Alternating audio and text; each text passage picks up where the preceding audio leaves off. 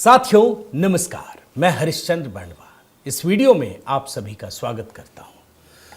दोस्तों, प्रधानमंत्री मोदी जो चाहते थे वही हुआ। राहुल गांधी को लगता था कि पतंग वो उड़ा रहे हैं, लेकिन असल में उस पतंग की डोर भले ही राहुल गांधी ने बीच में पकड़ी हो, मगर उसकी जो चक्री थी ना, वो प्रधानमंत्री मोदी के हाथ में थी। आप कहेंगे कि ऐसा क्या हो गया? ये बड़ी खतरनाक किस्म की कहानी है दोस्तों, क्योंकि राहुल गांधी ने आखिरकार उस डाली पर ही कुल्हाड़ी मार दी है जिस पर वो बैठे हुए थे। अपने ही पैर पर कुल्हाड़ी मार दी है। और ये जो एक टेप रिकॉर्डर निकाल करके हर जगह बोलते थे ना, जाति जाति, जितनी जाति उतना हक, जिसकी आबादी जितनी उतना हक, ऐसी कांग्रेस पार्टी फंसी है दोस्तों, ऐसी फंसी है आप सोच ही नहीं सकते। और आप मुस्कुराएंगे कि राहुल गांधी फंस गए हैं, लेकिन आप दुखी भी होंगे, क्योंकि समाज में जिस तरह की अराजकता फैल रही है वो आपको दिखेगा। लेकिन अगर इस अराजकता की आग में कोई झुलसने वाली पार्टी है तो वो कांग्रेस पार्टी है। यह भी मैं आपको दिखा देता हूं। बहुत ही जबरदस्त कहानी आपको दिखाने जा रहा हूं दोस्तों, कुछ पुराने बयानों के साथ। मैं चाहता हूं कि आप कमेंट के साथ जुड़िएगा। आप सभी को जय सिया राम, हर हर महादेव। एक ट्रेलर के तौर पर कुछ पुराने बयान दिखाता हूं दोस्तों राहुल गांधी का, जिसमें अकड़ते हुए वो कह रहे हैं कि अरे ओबीसी की बात करते हो, मैं कुंडली खोलूंगा, मैं ये कर दूंगा, मैं वो कर दूंगा। आपको अंजाम तक लेकर जाना है तो जरा पुराने बयानों से शुरू करना पड़ेगा। राहुल गांधी के कुछ पुराने बयान, छोटे छोटे हिस्से मैं आपको एक साथ करके दिखाता हूं, देखिए ना। ओबीसी की बात करते हैं, कहते हैं कि मैंने ओबीसी का अपमान किया। चलिए आज ओबीसी की बात करते हैं, पूरी करते हैं। सबसे बड़ा सवाल यह है कि किसकी कितनी आबादी है। सबसे बड़ा सवाल है हिंदुस्तान में ओबीसी कितने हैं, आदिवासी कितने हैं, दलित कितने हैं। मोदी जी का सेंसस का डेटा आप रिलीज कीजिए, देश की जनता को पता लग जाए देश में ओबीसी कितने हैं, दलित कितने हैं, आदिवासी कितने हैं। अब राहुल गांधी के पुराने बयान तो आपको याद आ गए, लेकिन आप जानते हैं दोस्तों, जो काम राहुल गांधी कर रहे थे, दरअसल इसका रिजल्ट क्या होगा, इसके नतीजे क्या होंगे, ये कोई और नहीं, इन्हीं के परनाना भी जानते थे, इनकी दादी भी जानती थी, इनके पिता भी जानते थे। आपके मन में अगर जरा सा भी सवाल हो तो उसको भी दूर कर देता हूं। मैंने बरसों बल्कि दशकों पुराने बयान तीनों के निकाले हैं, नेहरू के, इंदिरा गांधी के और राजीव गांधी के। वो बोलते थे कि ये जातिवाद का जहर बड़ा खराब होता है, इसको बाहर मत निकालिए, इसको रोकिए। जो राहुल गांधी कर रहे थे पिछले कुछ बरसों से, जरा उस बयान को भी सुनाता हूं, तभी आपको पूरा कॉन्टेक्स्ट समझ में आएगा दोस्तों। एक बार वो भी हिस्सा देखिए। देश में जाति भेद और झगड़ा फैलाया, जातिवाद को लेके आपस में भाई भाई के बीच में नकली दीवारें खड़े करते हैं। सबसे बड़ी चुनौती हमारे आपस के झगड़े, चाहे धर्म चाहे जात। हमें देखना है कि ये झगड़े बढ़कर उग्रता पर नहीं पहुंच जाएं। आपने दोनों बातें सुन ली दोस्तों, लेकिन राहुल गांधी को फर्क पड़ता है क्या? वो तो कुछ भी कर सकते हैं भाई। अपने ही प्रधानमंत्री के कैबिनेट नोट को फाड़ सकते हैं, अध्यादेश को फाड़ सकते हैं, अपनी पार्टी की बुराई भी कर सकते हैं। तो भैया परनाना, दादी, पिताश्री कुछ भी कहे, क्या फर्क पड़ता है? उनके 3 राज्यों में सरकारें हैं, 2 तो खास करके वो बोल कर गए, कर्नाटक और तेलंगाना। कर दिया, और जैसे ही किया दोस्तों, ऐसा उबाल शुरू हुआ है आप सोच नहीं सकते। मैं तो दावे के साथ कह रहा हूं, यह मेन स्ट्रीम मीडिया इतनी बड़ी खबर छुपा गया, दिखाया नहीं, क्योंकि उसको मसाला नजर नहीं आ रहा। भाजपा शासित राज्य होता ना तो देखते कितना डिबेट होता। तेलंगाना में कास्ट सेंसस कर दिया, अच्छा है, लेकिन हुआ क्या आप जानना नहीं चाहेंगे? क्या टीवी वालों ने बताया? और बकायदा राहुल गांधी एक प्रेस कॉन्फ्रेंस करके ढोल पीटते हैं, अपनी पीठ थपथपाते हैं, देखा मैंने कर दिया, मैंने कर दिखाया। We have done a caste census in Telangana and what we have found is shocking. Almost 90%. आप जरा पहले ध्यान से सुनिए, मैं छोटे छोटे दो बयान आपको सुना देता हूं, बड़े ध्यान से सुन लीजिए एक बार. The caste census in Telangana, and what we have found is shocking. Almost 90% of Telangana is either Dalit, Adivasi, backward, or minority. Almost 90%. And I am convinced that that is the story across the country. I am absolutely convinced that the OBC population of this country is not one less than 50%, possibly 55%. 16% are Dalits, 9% are Adivasis, 15% are minorities. Look at the largest corporates in this country. They're all owned. None of them are owned by OBCs. None of them are owned by Dalits. None of them are owned by tribals. अब ये अंग्रेजी में बयान है दोस्तों, लेकिन फिर भी मैं बता देता हूं. ये कह रहे हैं कि हमने तेलंगाना में कास्ट सेंसस किया और हमें बहुत ही शॉकिंग रिजल्ट मिला कि तेलंगाना में 90% आबादी या तो दलित है या आदिवासी है या बैकवर्ड या माइनॉरिटी है. 90% आबादी. अब ध्यान रखिएगा, जितनी आबादी उतना हक. कोई बात नहीं, आपने चुनाव जीता है, आप तो कर सकते, कर लीजिए. लेकिन जिस समय यह हो रहा था दोस्तों, याद रखिए, उस समय भी प्रधानमंत्री मोदी लोकसभा में चेता रहे थे कि ऐसा मत करो भैया, तुम ओबीसी का भला नहीं कर सकते. क्योंकि अगर भला करते तो 35 साल से तो हम ही यानी भाजपा ही मांग कर रही थी कि ओबीसी कमीशन बना दो. नहीं बनाया था, यह वाजपेयी जी ने बनाया था. और यह भी कहा कि अगर जितनी आबादी उतना हक देना चाहते हो तो किस परिवार में ऐसा है या किस पार्टी में है कि ओबीसी में या एससी में या एसटी में किसी एक परिवार का 3 सांसद बन जाए. गांधी परिवार तो ओबीसी या एससी एसटी नहीं है, अखिलेश का भी परिवार नहीं है. तो वो चेता भी रहे थे. उस चेतावनी को भी एक बार याद दिला देता हूं और फिर मैं तेलंगाना और कर्नाटक के रिजल्ट पर आता हूं आपके पास. सुनिए. की बातें करना कुछ लोगों के लिए फैशन बन गई है. पिछले 30 साल से सदन में आने वाले ओबीसी समाज के सांसद दलों के भेदभाव से ऊपर उठ करके एक होकर के 30-35 साल से मांग कर रहे थे कि ओबीसी कमीशन को संवैधानिक दर्जा दिया जाए. जिन लोगों को आज जातिवाद में मलाई दिखती है, उनको उस समय ओबीसी समाज की याद नहीं आई. आज इस सदन के माध्यम से देशवासियों को उनके सामने एक अहम सवाल रखना चाहता हूं. और अध्यक्ष महोदय, जरूर देशवासी मेरे इस सवाल पर चिंतन भी करेंगे और चौराहे पर चर्चा भी करेंगे. कोई मुझे बताएं, क्या एक ही समय में संसद में एससी वर्ग के एक ही परिवार के 3 सांसद कभी हुए हैं क्या? एससी वर्ग के एक ही परिवार के 3 सांसद कभी भी हुए क्या? दूसरा सवाल पूछता हूं, कोई मुझे बताएं कि एक ही कालखंड में एक ही समय में संसद में एसटी वर्ग के एक ही परिवार के 3 एमपी हुए हैं क्या? आदरणीय अध्यक्ष जी, कुछ लोगों की वाणी और व्यवहार में कितना फर्क होता है, मेरे एक सवाल के जवाब में. अब मजा देखिए दोस्तों. भाई, राहुल गांधी के पूर्वजों ने, चाहे नेहरू हो, इंदिरा हो, राजीव गांधी हो, चेताया. राहुल गांधी नहीं माने.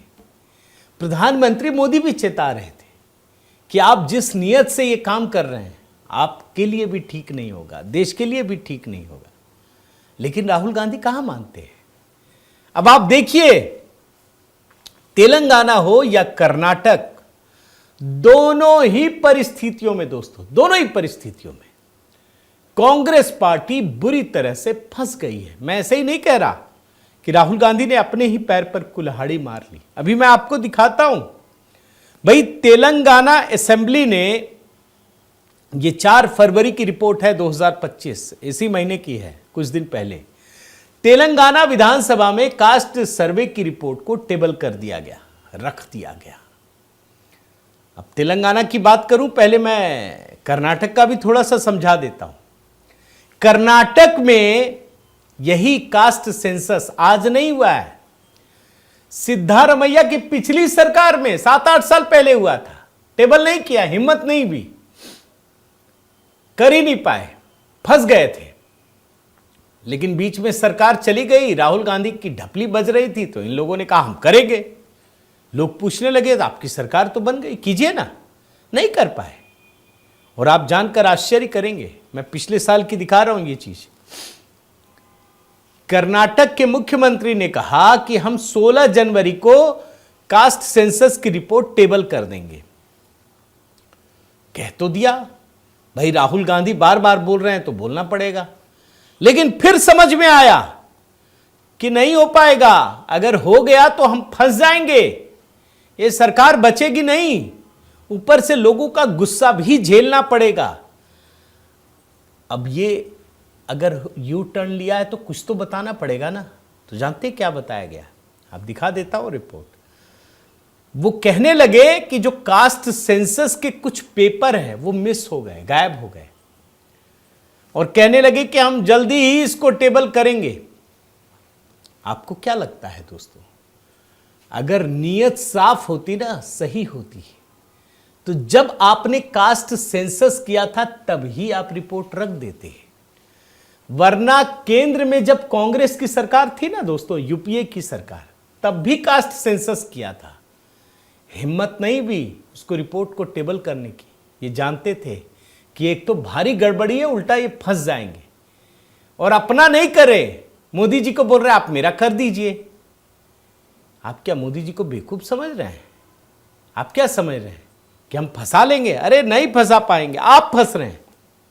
और कर्नाटक की स्थिति यह है दोस्तों कि आज भी ये कास्ट सेंसस की रिपोर्ट नहीं हुई, टेबल नहीं हुई, लोगों को पता नहीं है। तेलंगाना में एक कदम आगे बढ़ गए।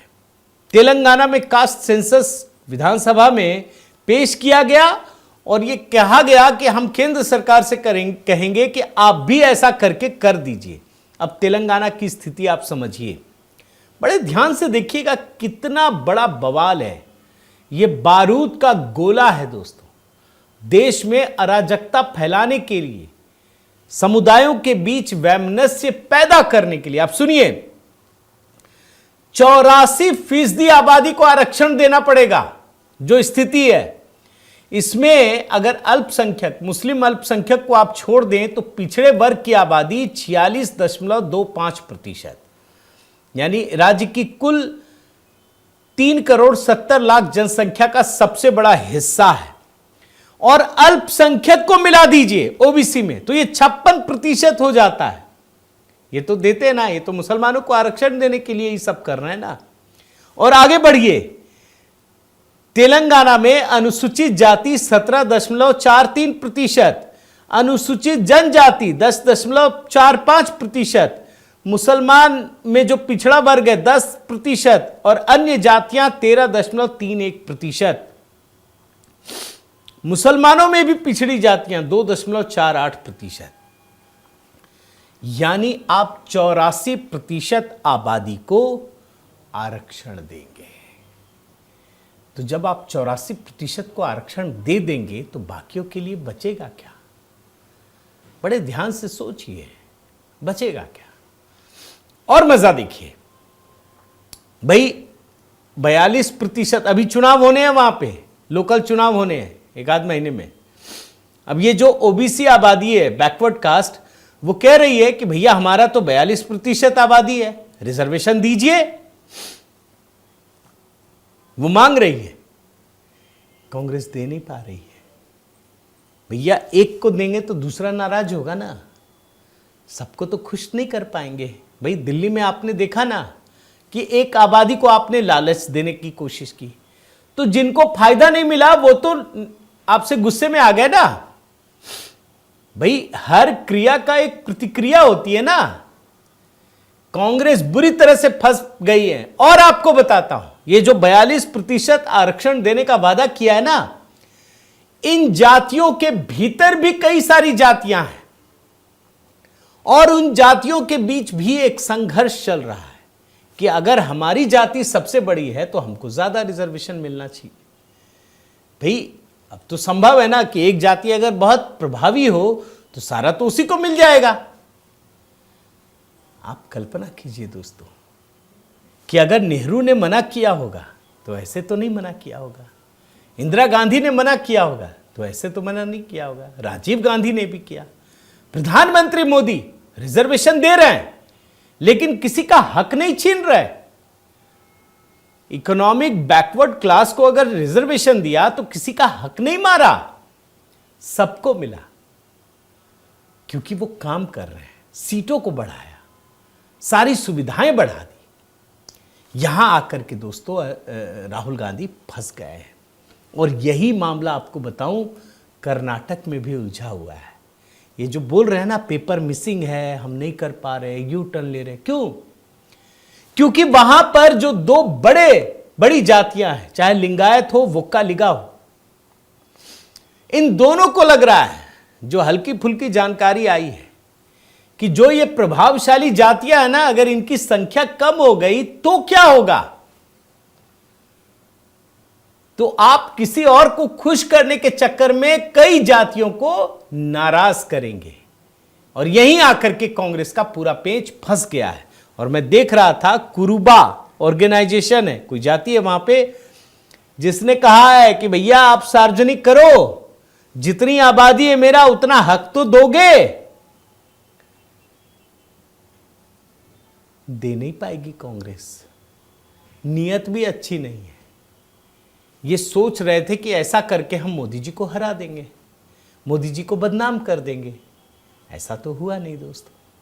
और मैं बार बार आपको एक बात कहता हूं, एक बात ध्यान रखिएगा, देश के किसी भी हिस्से में किसी भी तरीके से, चाहे क्षेत्र के आधार पर हो, चाहे खंड के आधार पर हो, चाहे भाषा के आधार पर हो, चाहे रीजन वाइज हो, अगर कोई झगड़ा चल रहा है तो इस बात को जरूर महसूस कीजिएगा दोस्तों कि आखिर इस झगड़े से किसको फायदा होता है और झगड़े से किसको नुकसान होता है। आप देखिएगा, अगर कहीं पर झगड़ा होता है, दो पक्ष, दो जाति, दो धर्म, दो राज्य, दो संप्रदाय अगर आपस में लड़ते हैं तो भाजपा का वोट बैंक कम हो जाता है, कांग्रेस का बढ़ता है। कांग्रेस इसको नेक्स्ट लेवल पर ले गई, लेकिन आज नतीजा यह है कि वहां आकर के कांग्रेस को खुद ही नुकसान होने लगा। और इसीलिए तेलंगाना हो या कर्नाटक हो, दोनों ही राज्यों में कांग्रेस ने, राहुल गांधी ने अपने पैरों पर कुल्हाड़ी मार ली है। कर्नाटक में तो फिर भी इन्होंने टेबल नहीं किया, तेलंगाना में टेबल कर दिया। और मैं आपको निश्चित रूप से कह सकता हूं दोस्तों कि तेलंगाना में जो काम इन्होंने किया है और इससे जो गुस्से का उबार निकला है, इस गुस्से के उबार में अगर सबसे पहले कोई पार्टी सियासी रूप से जलकर खाक हो जाएगी तो वो कांग्रेस ही होगी और कोई नहीं होगा। क्योंकि जहां वैमनस्यता होती है, जहां झगड़ा होता है, जहां फसाद होता है, तो उस फसाद को पैदा करने वाली पार्टी बच नहीं सकती। और कम से कम अगर सामने मोदी जी हो तो वो तो बताएंगे ना कि भाई आपके बीच में ये जो जितनी आबादी उतना हक का नारा कौन देता है, किसने दिया? अगर दे भी दिया तो उसने क्या आपको वास्तव में दिया? क्या उसकी नीयत साफ थी? क्या आप किसी समाज में 86% रिजर्वेशन दे देंगे या 84% या राहुल गांधी 90% कह रहे हैं? तो फिर आम लोगों के लिए बचेगा क्या? अब इन कहानियों में दोस्तों एक बात आपको समझ में आ जाएगी, जो दरअसल 100 बात की एक बात है कि कांग्रेस के पास इस समय 3 राज्य हैं, हिमाचल प्रदेश, तेलंगाना, कर्नाटक। हिमाचल प्रदेश की स्थिति आप जानते हैं, इस बुरी गत होगी कांग्रेस की, इतनी बुरी तरह से हारेगी, कल्पना नहीं कर सकती। लेकिन कास्ट सेंसस के चंगुल में फंसकर जो चक्रव्यूह राहुल गांधी ने दूसरों के लिए, मोदी जी के लिए बनाया, उसमें खुद फंसे हैं। आप देख लीजिएगा, और मैं भविष्यवाणी कर देता हूं कि आने वाले समय में जब भी ये दोनों राज्य में चुनाव होंगे, कांग्रेस पूरी तरह से साफ हो जाएगी। मुझे तो सिर्फ एक राज्य नजर आता है अगले कुछ वर्षों में जहां कांग्रेस आ सकती है, और वो राज्य है पंजाब। मैं आपको मैंने ईमानदारी से बता रहा हूं, बाकी ये तीनों राज्य कांग्रेस पार्टी बुरी तरह से हारेगी। और आप देख लीजिएगा, यही होगा कास्ट सेंसस का आखिरी नतीजा। लेकिन आपको क्या लगता है, राहुल गांधी को इससे कोई सबक लेंगे? मुझे तो नहीं लगता। अगर आपको लगता हो तो जरूर बताइएगा। और साथियों, आपसे निवेदन भी करता हूं कि आप ने अगर चैनल सब्सक्राइब नहीं किया है तो ज़रूर कीजिए, लाइक कीजिए, कमेंट कीजिए, बेल आइकन दबाइए।